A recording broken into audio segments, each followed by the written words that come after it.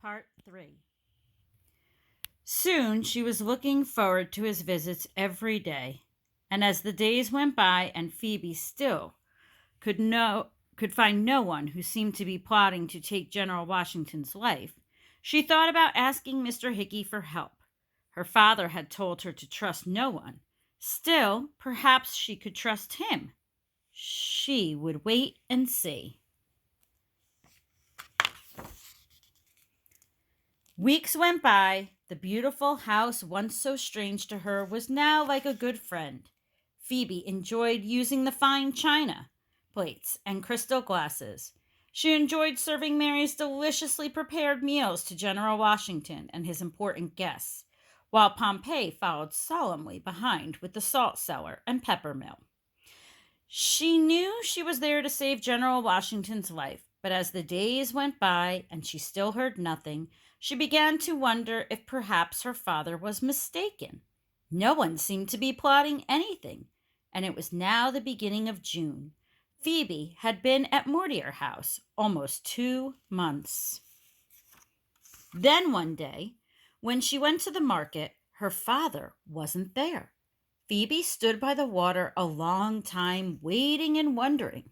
Should she go to the Queen's Head or back to Mortier House? As she was trying to decide, she saw her father hurrying towards her. He looked very worried. For the first time, he seemed not to care that people might notice them. He held her by the shoulders and looked into her face. "Phoebe," he said urgently, "I have heard that General Washington will be leaving Mortier House in a very few days. The person known as T will act before that time. You must find out who it is." Phoebe's mind was whirling as she hurried back toward the house. She was frightened, but she was also determined. She would save General Washington. She had long ago figured that he would likely be shot. During dinner, he always sat in a chair by the window. He would make an easy target for anyone waiting outside. If only she could get him to change his place away from that window. His good friend General Gates would be a dinner guest at the house this evening. Everyone else was part of the family or a member of the bodyguard.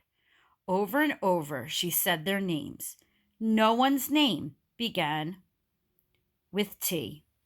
As she reached the kitchen door, she saw Hickey sitting on the steps. "Why are you so solemn, pretty Phoebe?" he asked. "Oh, Mr. Hickey, sir," said Phoebe breathlessly. "I'm so worried." She paused. She did need help. Should she tell him? Maybe he knew something, had seen something that had escaped her notice. After all, he was a member of the bodyguard. It was his job to protect General Washington. Her father's words came back to her. Trust no one. He had said no one. She sighed. She'd have to keep trying alone.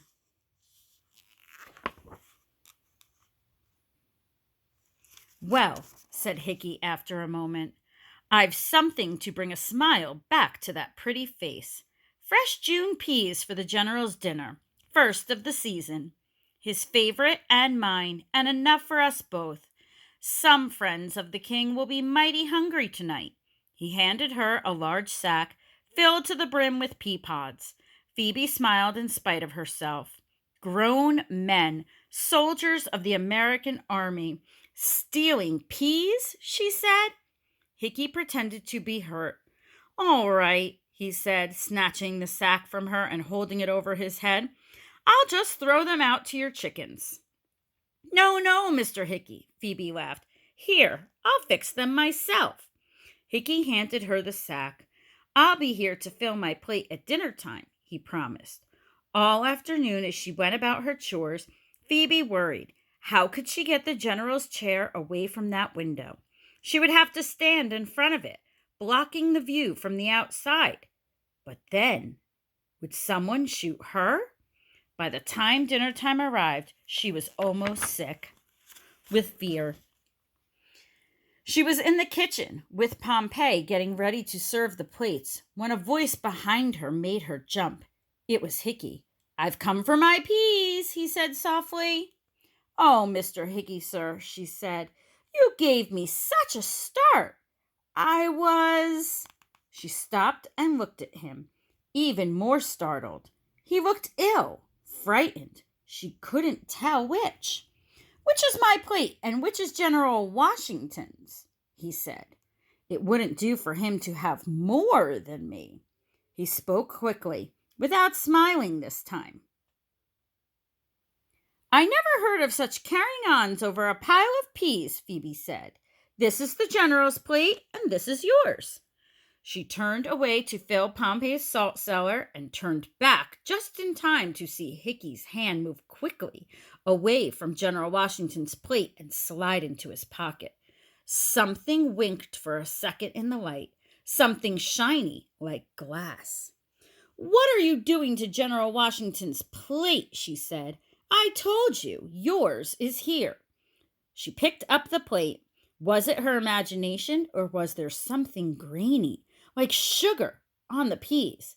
Phoebe looked more closely, but as she looked, whatever it was seemed to have disappeared.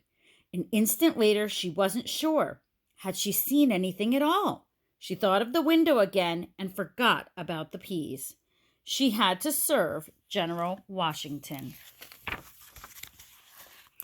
Leaving Hickey standing in the kitchen, Phoebe nervously entered the dining room, Pompey following with the salt. As she walked towards the general, Phoebe looked at every face around the table. Some of the guests were talking, some merely smiling. None seemed nervous or frightened. And then she noticed the empty chair. Who was missing? But even as she asked herself the question, she knew it was Mr. Green. Was he outside the house with a gun, waiting? General Washington was sitting by the window as she had feared. He sat back easily in his chair, listening to something General Gates was saying. The window was open. As she went past, Phoebe looked outside anxiously. There was not a sound, not a shadow, not a movement. The green grass was smooth and unruffled. Even the leaves in the trees beyond were still. "Well, Phoebe," General Washington exclaimed as she stopped beside his chair, "June peas! How did you get them so early in the season?" "It wasn't me, sir," replied Phoebe, looking past him out the window. "It was your Mr. Hickey brought them in, fresh today. He says they're your favorite." "And mine as well," said General Gates. "Where is Mr. Thomas Hickey? I want to thank him." Phoebe started to put the plate down in front of General Washington. Then, in a flash, it came to her who she was looking for. Mr. Green was not hiding outside the window to shoot at the general. The person who was trying to kill him was here, in the kitchen. Phoebe stood like a stone, the plate still in her hands. She saw Hickey again. Thomas Hickey, laughing and teasing, bringing her candy and ribbons and seed for her chickens, and then bringing June peas for the general and sprinkling them with poison.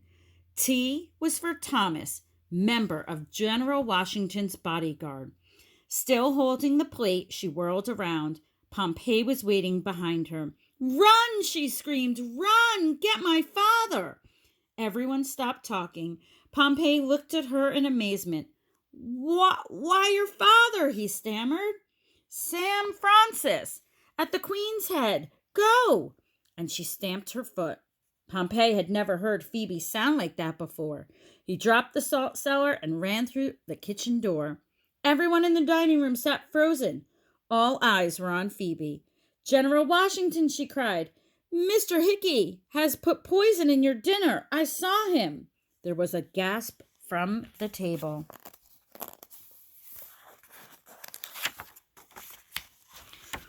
"What just is this?" roared General Gates, getting up from his place and reaching for the plate.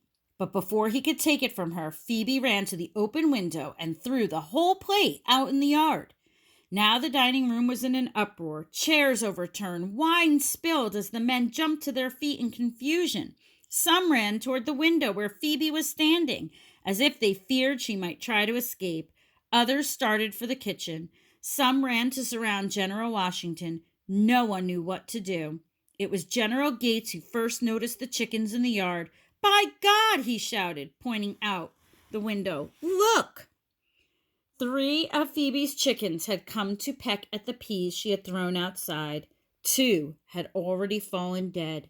The third was still moving its wings, but as they watched, it too grew still.